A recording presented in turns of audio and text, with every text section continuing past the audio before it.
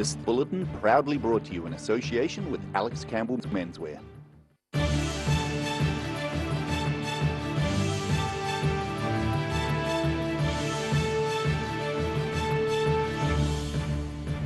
Tonight on The South Today, police praise acts of heroism shown by members of the public at yesterday's supermarket stabbing. A new family room has opened at Queenstown Lakes District Hospital. And this year's Waimumu Arts Exhibition sees about 1,000 people through its doors.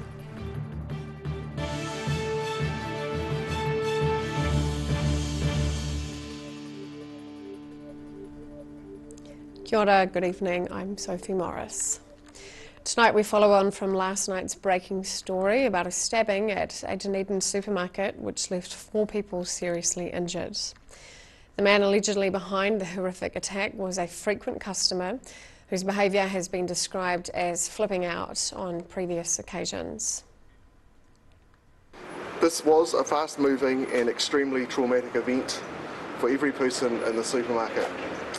For the victims who were stabbed, for those who were present who tried to intervene, and those who had to flee to a place of safety. Southern District Commander Superintendent Paul Basham describes the police response just minutes after a man went on a stabbing rampage at the Countdown Dunedin Central supermarket, located next to the police station. On arrival, they found 4 people with serious stab wounds and the alleged offender, who had been detained by members of the public. Superintendent Basham says the security camera footage of the incident is traumatic. What I can say is that those that intervened, some of who became injured themselves, I think have acted selflessly and with great courage to prevent this man from hurting anybody else, and indeed I think they did just that. It's been confirmed a corrections staff member was among those harmed in the attack, and the store's manager is also believed to be injured. Meanwhile, the son of one of those stabbed spoke to the Otago Daily Times, describing his mother's wounds as pretty bad, and he says he spent all of yesterday by her bedside. Dunedin Mayor Aaron Hawkins says he was shocked by the stabbings and spoke of the heroism by those who intervened. People are right to be concerned. I do want to reiterate the comments that the police have made around the heroic attitude and responses of members of the public who responded in the way that they did inside the supermarket. Police are in the early stages of their investigation and trying to determine a motive, but believe it was a random attack. They have charged a 42-year-old man with 4 counts of attempted murder. Several people have told the ODT the man was a known troublemaker, with one describing him as every day flipping out and always screaming at people. In Dunedin, The South Today. A Wanaka helicopter company will have to wait until at least October to defend charges over a crash which killed 3 people in 2018. The Alpine Group Limited has been charged in relation to a crash on October 2018 which killed pilot Nick Wallace, as well as Department of Conservation workers Paul Honderlink and Scott Theobald. The charges of breaching the Health and Safety Act are brought by the Civil Aviation Authority. An interim accident investigation found a pair of over-trousers flew from the cabin of the helicopter and became entangled in the tail rotor. That caused the helicopter to crash shortly after taking off from Wanaka Airport. Police have made an arrest after a manhunt in Cromwell, which was linked to an earlier Armed Defenders Squad call-out in Waitati near Dunedin. Police say the Armed Defenders Squad earlier made inquiries at a Waitati address in relation to the same incident. A reporter in Cromwell says the man was arrested about 1:30 p.m. in the car park next to the big fruit sculpture in Cromwell. Police at the scene were armed. Police say they arrested a 59-year-old man they had sought following family harm and firearms offences at the West Coast overnight. These days, artists from as far away as the North Island are sending their creations to the annual art show held in Waimumu near Gore. But that's a far cry from when the exhibition was started as more or less a garage sale 11 years ago. The annual Waimumu Arts Exhibition has grown over the 11 years since Debbie Smith began the show as simply a place for local artists to show their work. In our first year we started off like / garage sale art. We just wanted a place that artists could put their work, and so that's how we started. And over the years we've evolved, listened to our feedback from our guests, from our artists, from our visitors, and today we're really proud to bring or showcase our work. Nowadays the exhibition sees close on 1,000 people coming through the doors, with artists from as far afield as Wellington sending in their works. The show also features a guest artist, who this year is Owaka-based artist Marie Reid Beadle, who's working on a painting incorporating both cattle and native birds. What I like doing is interacting with all the people coming to have a look, even letting some of the children have a little paint on my canvas and tell them that at the end of it I'll put their name on it too.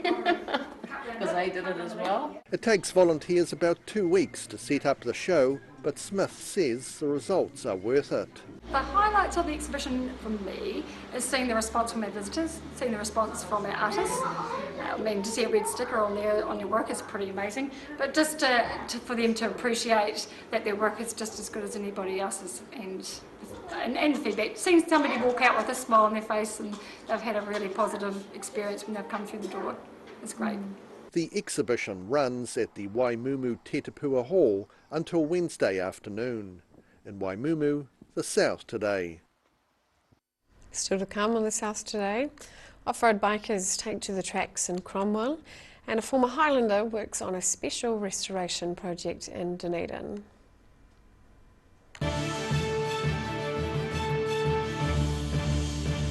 All new episodes of Put Some Colour in Your Life are now screening on Channel 39. Take a look at Australian artists and the techniques they use in their studio. Put Some Colour in Your Life, Tuesdays, 7:30. Ah, TV, our favourite babysitter. But it can be tough keeping up with what our tamariki are watching. Luckily, the Broadcasting Standards Authority has made some smart changes to the classification labels. Ooh!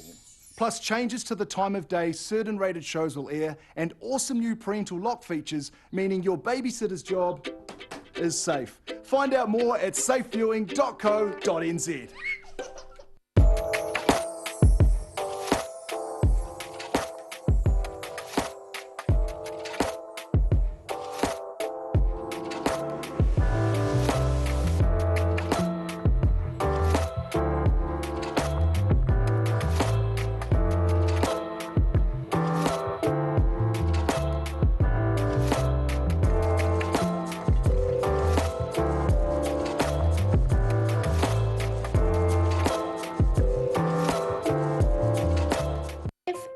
Risk of developing melanoma skin cancer, you owe it to yourself to have a mole map.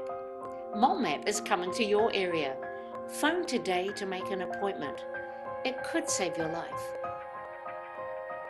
A poorly maintained heat pump can lose up to 35% of its output. The Mr. Heat Pump Cleaner team are experts. Their specially developed chemical wash is totally biodegradable. Call Mr. Heat Pump Cleaner and get the job done by the professionals.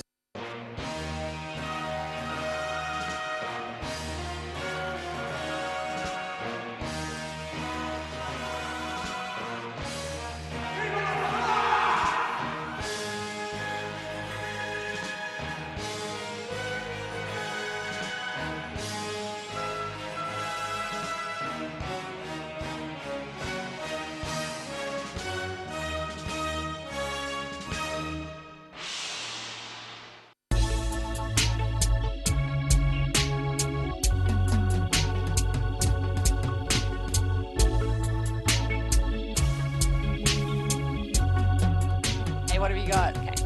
Chicks World, party time, excellent. Love it.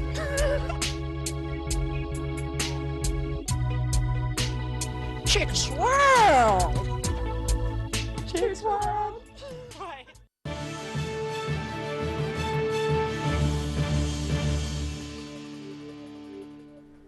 Welcome back. Off-road riders battled mud and the two-time Women's World Motocross Champion in Cromwell over the weekend. While Courtney Duncan looked set to win the event, just like last year, a spill in her second race saw the Palmerston rider having to battle her way back from last. A heavy shower of early morning rain didn't stop riders from giving their all on the muddy Central Otago motorcycle track near Cromwell on Sunday. More than 200 motocross riders took part in the event, knowing that only one could take home the crown of King of Central MX. However, just like last year, the presence of two-times Women's World Motocross Champion Courtney Duncan meant that the winner was a queen rather than a king. Duncan won the first MX2 race against 25 men by 5 seconds, but then she came a cropper at the start of the next race, having to come back from dead last to narrowly miss out on the second race by just 1 second. The third race against the men saw the plucky rider from Palmerston win by 38 seconds. And then there were also 3 women's races, with Courtney Duncan winning each several minutes ahead of her nearest rival. It was Duncan's first race in several months, and she says it was good practice leading up to her 6th time competing at the World Motocross Championships in Europe in July. In Cromwell, the South Today. Former Highlander Andy Rich might be based in Wellington these days, but he's been visiting Dunedin regularly to work on his boat. The 39-foot pleasure craft is now 9 months into what looks likely to become a year-long renovation project. This pleasure cruiser, built out of Kauri in 1972 by Auckland-based boat builders Vindex, was bought in 1991 by the father of former rugby player Andy Rich. 30 years on, the craft has become in dire need of repair. It was a 36-foot and it's been extended to a 39. Unfortunately, when they did their extension, it wasn't built out of Kauri, and the extension basically was rotten, and that's one of the reasons that we brought it round here to get the rebuild done, because all the extension had got freshwater damage as well as the roof, and it was at the point where it was going to sink if someone didn't put a bit of life and money back into it. The boat is currently about 3/4 of the way through its renovation at Carey's Bay Marine Services in Dunedin. We're coming up to its first birthday in here. We thought it might be finished by now, but yeah, we've been working on it for about 9 months. So yeah, look, it's not finished yet, as you can see. So yeah, it'll be probably closer to the first birthday when it comes out of the shed. But as they say, good things take time and money. Rich has been having to regularly fly down from his home in Wellington to work on the repairs, but he's keen to not cut corners with the finishing touches on the craft not far away. We want to do a good paint job on it, and a good paint job just takes time. There's lots of sanding, you know, lots of bogging up, re-sanding. We want a really good finish, and the yard here, you know, they take pride in their work, and they don't want to rush it either. They want to make a good job for us, and they've been great to work with. So yeah, we're just working nicely together. Rich says he and the boat's syndicated owners are planning to use the vessel for fishing trips in Fiordland. In Dunedin, the South Today.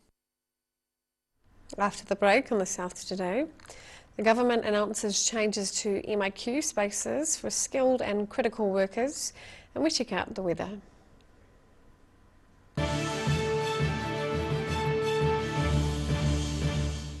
Inside are all sorts of innovations from all over China.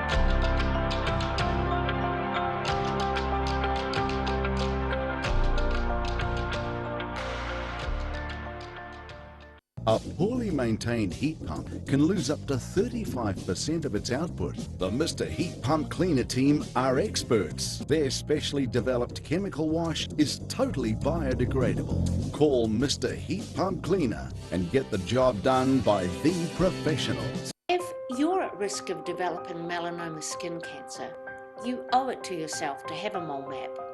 Mole map is coming to your area. Phone today to make an appointment. It could save your life. MTF Finance can help you turn the key on your next vehicle with a loan made just for you. TCs and lending criteria apply.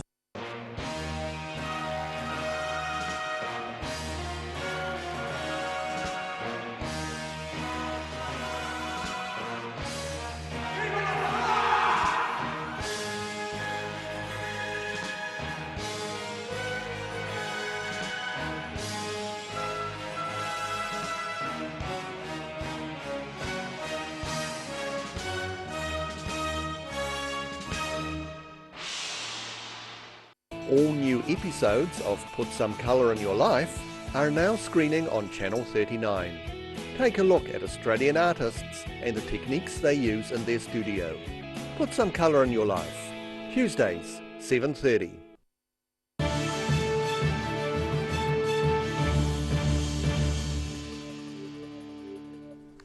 Welcome back.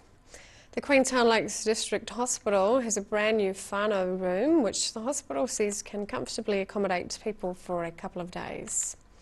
The redevelopment project cost around $130,000 and was driven by a former trustee who understood the need for such a room. A brand new $130,000 whānau room has been opened at Lakes District Hospital. A former trustee had personal reasons for backing the idea from the beginning. And we needed to be with him, and sadly the hospital's fairly full, so it was difficult for us to be able to spend the evenings with him. So we got a friend along the road here, had a wee motorhome, and a very old style motorhome, which we parked in the car park out here, and we slept in that, and we took turns at being with Fergus and in the van, so we just sort of rotated. Tony Hill says his own family situation made the need crystal clear. Construction began in November 2020 and finished last month, with the $130,000 price tag coming from a range of funders. The hospital's operation manager, Emily Nelson, says the room's been fitted out to suit a wide range of needs. Yeah, so the whānau room has a king single bed with a pull-out single. We thought that was the best option for, be able to use it for different family needs. There's a small kitchenette, just like a hotel really. And we're waiting on some chairs there, possibly a small pull-out to accommodate larger families, and there's a small bathroom and a little dining area. The whānau room is to provide on-site accommodation for family of loved ones receiving treatment or admitted for short-term acute care at Lakes District Hospital. Emily Nelson remembers what the space was previously used for. There was a hallway, an outdoor area, so this wall was pushed out. The maternity lounge window was closed in, but they still have a door access out to the garden. And this room here was used as a small office space. The whānau room has been funded through the generous support of the Lakes Hospital Foundation as part of a larger $9.3 million refurbishment of the hospital. In Queenstown, the South Today. The horticulture industry that saw crops of fruit and vegetables rot over summer due to COVID-19 border restrictions is welcoming a new scheme to bring in more skilled overseas workers. Currently about 4,500 spaces are available in quarantine every fortnight. The government has now announced that 500 of those spaces a fortnight will be allocated over the next 10 months to specific groups based on demand. The majority of those positions will be for skilled and critical workers. Some industries, including dairy operators, say they remain disappointed their applications to bring in more skilled migrant workers have been rejected, despite spare MIQ spaces. Now recapping tonight's top stories on the South Today. Police praise acts of heroism shown by members of the public at yesterday's supermarket stabbing. A new family room is opened at Queenstown Lakes District Hospital.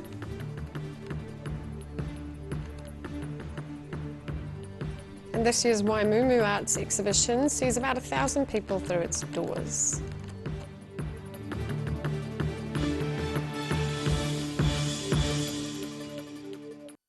Now for a look at what's happening in tomorrow's ODT. Welcome, Barry. Hello, Sophie. Hi. We will have more reports, of course, on the aftermath of the stabbing at the Countdown supermarket, including the court appearance and other reaction. We've also got the union saying supermarkets should have security, or supermarkets with pharmacies attached should have security on board. And we also talked to the staff at the emergency department at Dunedin Hospital to find out how they responded to the situation on Monday. More drama in the south. There was a manhunt yesterday. An armed man went on the run from Greymouth. He was armed and he was eventually apprehended in Cromwell. So a bit of drama in the south. A Queenstown building manager got his 6th drink driving conviction yesterday. He told the judge it was an isolated incident. We also have some good news. We also have a new writer on our Fresh team, on our Fresh Food pages. Penelope Maguire shares her knowledge of vegan cooking, her knowledge and passion for vegan cooking. So look out for that. Nice. Interesting story on our sports pages. Crusaders coach Scott Robinson took all the glory at the weekend for his 5th Super Rugby title, and that included the regulation breakdance. But rugby writer Gregor Paul is suggesting that Highlanders coach Tony Brown is really the star of the Super Rugby shows and is the one that the All Blacks need to get hold of. So interesting comment piece on those pages. Alrighty, thank you, Barry. And now for a look at the weather. Tonight's weather proudly brought to you by Mole Map. Looking at the situation, there will be snow to 400 metres on the hill country tonight. This will clear early tomorrow morning, with the day becoming fine and sunny later as cold southerly winds ease. Widespread frost tomorrow night.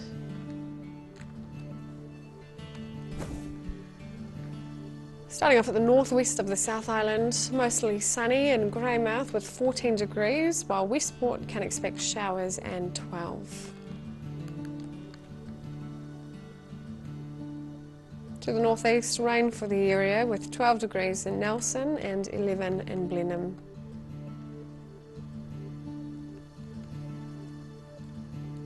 To Canterbury, showers here as well with 11 degrees in Kaikoura and Christchurch and 9 in Ashburton.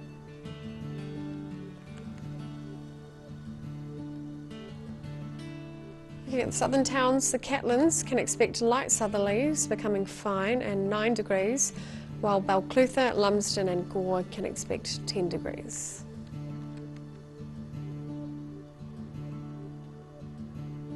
Travelling westwards to the southern lakes, Wanaka, Alexandra and Queenstown can all expect light southeasterlies becoming fine and temperatures between 7 and 8 degrees.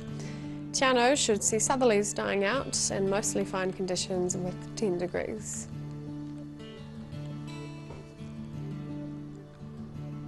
To the northern towns along the coast, Timaru and Oamaru can expect decreasing southerlies becoming fine and 11 degrees.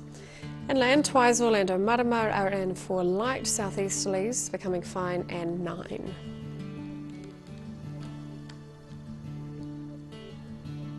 In Dunedin there will be rain tonight with sleet likely on the higher hills.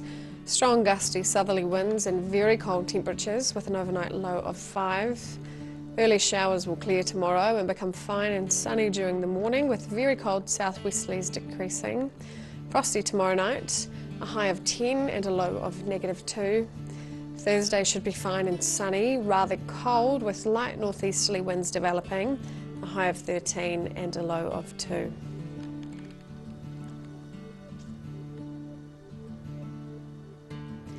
And in Invercargill, sleety showers will start clearing tonight with very cold southerlies decreasing and an overnight low of 4. It will become fine and sunny tomorrow with cold southerly winds slowly decreasing and dying out. Frosty tomorrow night, a high of 11 and a low of -2. It will be fine and sunny on Thursday. Cold with light variable winds and frost again at night, a high of 13 and a low of -1.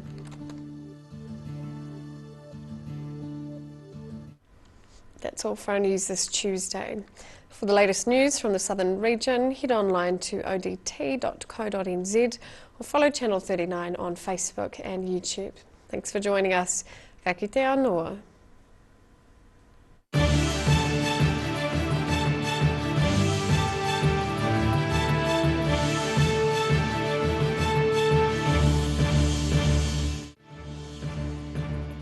This bulletin proudly brought to you in association with Alex Campbell's Menswear. Supporting local content so you can see more of New Zealand on air.